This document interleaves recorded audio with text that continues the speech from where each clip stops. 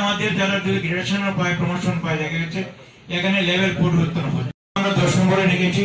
সর্বশেষে যে দাবি সেটা আমরা রেখেছি 11 নম্বর, দপ্তরের শূন্য পদ পূরণ করতে হবে এবং আউটসোর্সিং প্রথা বিলুপ্ত করতে হবে। আজকে আপনারা এখানে আসার জন্য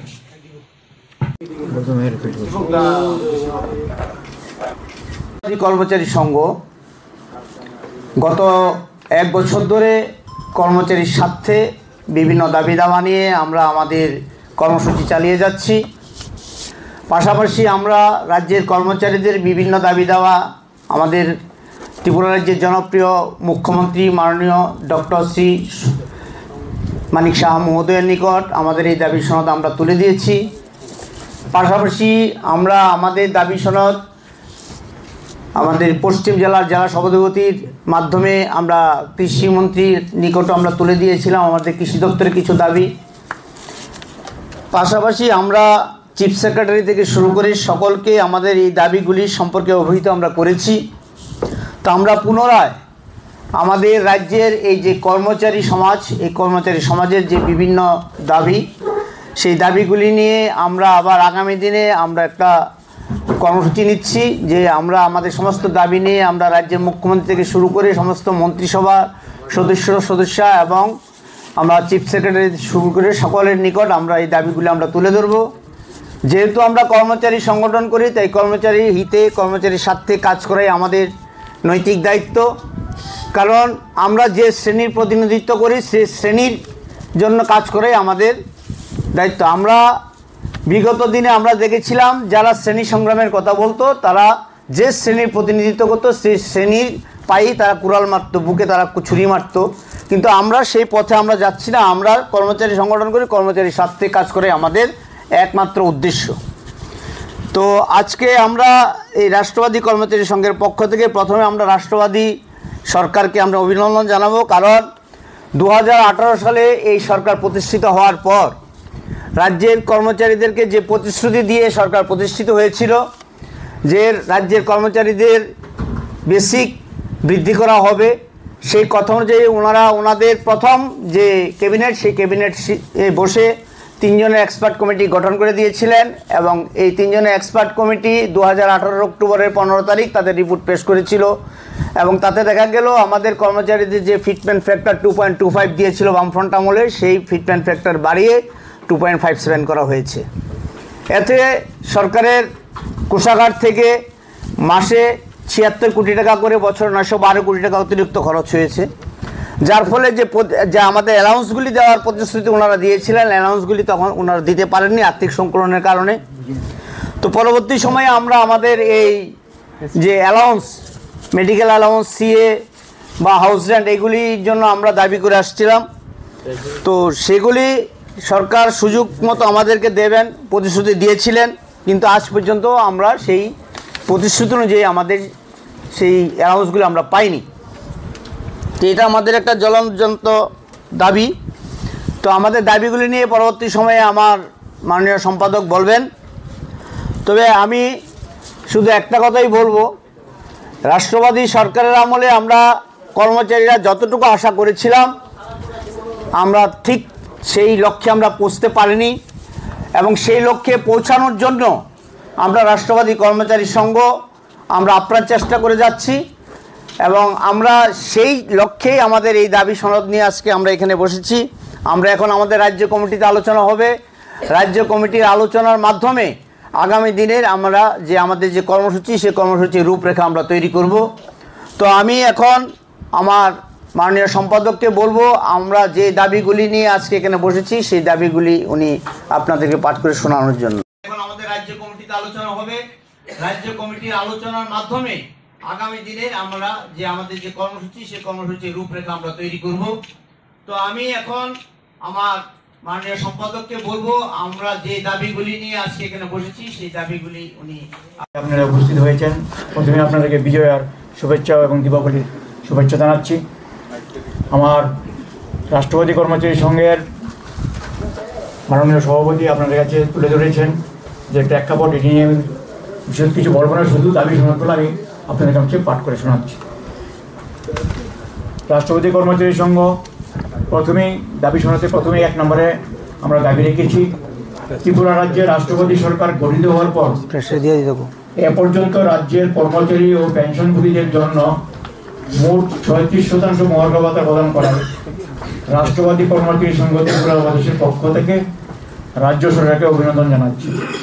পাশাপাশি বকেয়া 22% মহার্ঘ ভাতা অবিলম্বে মিটিয়ে দেওয়ার জন্য সরকারের দৃষ্টি করা হচ্ছে।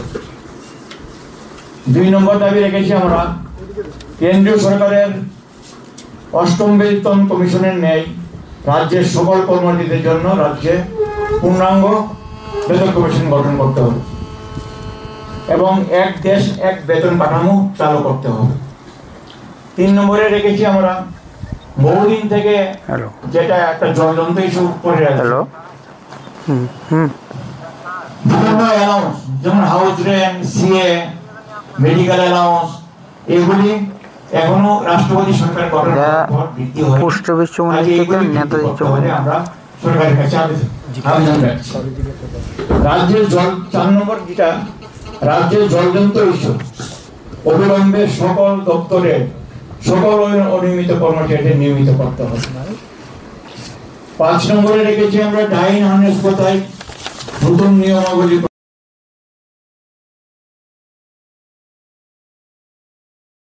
যে কোনো সময়ে কোনো কর্মচারীর মৃত্যু হলে তার পরিবারের যে কোনো যোগ্য ব্যক্তিকে সরকারি চাকরি প্রদান করতে হবে। 6 নম্বরে রেখেছি, চাকরিতে অবসর গ্রহণের বয়সসীমা 60-এর পরিবর্তে 65 করার জন্য রাষ্ট্রবাদী কর্মচারী সংঘ দাবি রাখছে সরকারের কাছে। 7 নম্বরে রেখেছি আমরা, সরকারি কর্মচারীদের 25 বছরের পরিবর্তে 20 বছর চাকরি করার পর সম্পূর্ণ পেনশনের সুবিধা প্রদান করতে হবে। কারণ এখনো বর্তমানে দেখা গেছে 42 বছর চাকরি করলে যে ব্যক্তিরা পেয়েছে বা 40 বছরের চাকরি পেলে 60 বছরের জন্য চলে যায়, তাদের পেনশনের সুবিধা পাচ্ছে। 8 নম্বরে আমরা রেখেছি, অ্যাডক প্রমোশনকে রেগুলার প্রমোশন হিসেবে ঘোষণা করতে হবে এবং যেসব দপ্তরে অ্যাডক প্রমোশন বিভিন্ন ক্যাটাগরি এখনো হয়নি সেই ক্যাটাগরিদের সম্পূর্ণভাবে প্রক্রিয়াটা সরলীকরণ করে তাদের প্রমোশন প্রদান করতে হবে। 9 নম্বরে রেখেছি আমরা, অবসরকালীন গ্র্যাচুইটি কমপক্ষে 20 লক্ষ টাকা প্রদান করতে হবে, সেটা কেন্দ্রীয় সরকারের নেই। 10 নম্বরে রেখেছি এমএসপি, এটা জ্বলন্ত ইস্যু, এর জটিলতা অবিলম্ব দূর করতে হবে এবং এমএসপি তে লেভেল পরিবর্তন করতে হবে। কারণ দেখা যাচ্ছে আমাদের যারা যদি গ্রাজুয়েশন পায়, প্রমোশন পায়, দেখা যাচ্ছে এখানে লেভেল পরিবর্তন হচ্ছে না গ্রাজুয়েশন পেলে। সেই দাবিটাকে আমরা 10 নম্বরে রেখেছি। সর্বশেষে যে দাবি আমরা রেখেছি 11 নম্বর, অবিলম্বে সমস্ত দপ্তরের শূন্য পদ পূরণ করতে হবে এবং আউটসোর্সিং প্রথা বিলুপ্ত করতে হবে। এই আমাদের 11 দফা দাবি। এই দাবি সনদ নিয়ে আমরা আগামী দিনে মাননীয় মুখ্যমন্ত্রীর কাছে আমরা যাব এবং এই দাবি সনদ আমরা প্রেরণ করব। আমাদের যেহেতু রাজ্য কমিটির যে পদাধিকারী আছে, এখানে বিশদভাবে আরো আলোচনা হবে এবং আমরা ফাইন্যান্স মিনিস্টার, মাননীয় মুখ্যমন্ত্রী এবং চিফ সেক্রেটারির ব্যাপারে বরাবর আমরা এই প্রশ্নগুলি নিয়ে যাবো দাবি সনদ। ধন্যবাদ সাংবাদিক বন্ধুদের। আজকে রাজ্যের সকল কর্মচারীদের জন্য রাজ্যে পূর্ণাঙ্গ বেতন কমিশন গঠন করতে হবে এবং এক দেশ এক বেতন কাঠামো চালু করতে হবে। 3 নম্বরে রেখেছি আমরা, বহুদিন থেকে যেটা একটা জ্বলন্ত ইস্যু পড়ে আছে, বিভিন্ন অ্যালাউন্স যেমন house rent, CA, medical allowance, এগুলি এখনো রাষ্ট্রপতি সরকার গঠন হওয়ার পর বৃদ্ধি হয়নি, কাজে এগুলি বৃদ্ধি করতে হবে। আমরা সরকারের কাছে আবেদন রাখছি। রাজ্যের 4 নম্বর যেটা রাজ্যের জলজন্ত ইস্যু অবিলম্বে সকল দপ্তরের সকল অনিয়মিত কর্মচারীদের নিয়মিত করতে হবে। 5 নম্বরে রেখেছি আমরা, ডাইন হাসপাতাল নতুন নিয়মাবলী প্রত্যাহার করতে হবে এবং চাকরি জীবনের যে কোনো সময়ে কোনো কর্মচারীর মৃত্যু হলে তার পরিবারের যে কোনো যোগ্য ব্যক্তিকে সরকারি চাকরি প্রদান করতে হবে।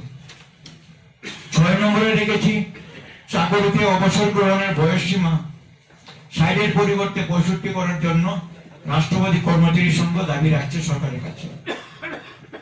7 নম্বরে রেখেছি আমরা সরকারি কর্মচারীদের 25 বছরের পরিবর্তে 20 বছর চাকরি করার পর সম্পূর্ণ পেনশনের সুবিধা প্রদান করতে হবে। কারণ এখন বর্তমানে দেখা গেছে 42 বছরের চাকরি করলে যে ব্যক্তিরা পেয়েছে বা 40 বছরের চাকরি পেলে 60 বছরের রিটায়ারমেন্ট চলে যায়, তাদের পেনশনের সুবিধা পাচ্ছে। 8 নম্বরে আমরা রেখেছি অ্যাডক প্রমোশনকে রেগুলার প্রমোশন হিসেবে ঘোষণা করতে হবে এবং যেসব দপ্তরে অ্যাডক প্রমোশন বিভিন্ন ক্যাটাগরি এখনো হয়নি সেই ক্যাটাগরিদের সম্পূর্ণভাবে প্রক্রিয়াটা সরলীকরণ করে তাদের প্রমোশন প্রদান করতে হবে। 9 নম্বরে রেখেছি আমরা অবসরকালীন গ্র্যাচুইটি কমপক্ষে 20 লক্ষ টাকা প্রদান করতে হবে, সেটাকে শুভেচ্ছা এবং দীপাবলির শুভেচ্ছা জানাচ্ছি। আমার রাষ্ট্রপতি কর্মচারী সংঘের মাননীয় সভাপতি আপনাদের কাছে তুলে ধরেছেন যে প্রেক্ষাপট ইডিএম